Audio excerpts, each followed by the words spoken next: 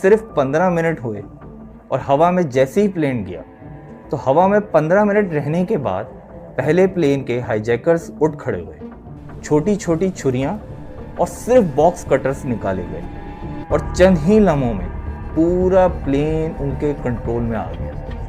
दोनों पायलट्स को कत्ल कर दिया गया और मोहम्मद अता पायलट की सीट पर बैठ गए। पैसेंजर्स को ज़बरदस्ती प्लेन जो था जहाज उसके पिछले हिस्से में धकेल दिया गया और उन्हें ये कहकर बिठाया गया कि अब ये प्लेन सिर्फ वहीं लैंड कर सकता है जहां हम चाहेंगे। मगर असल सच ये था कि इस प्लेन का लैंड करना कभी प्लान ही नहीं था।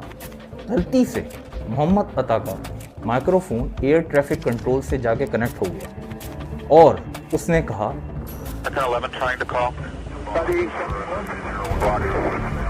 We have some planes.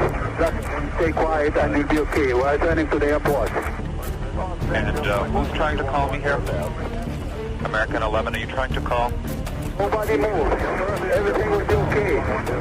If you try to make any move, you'll danger yourself and the airplane. Just stay quiet.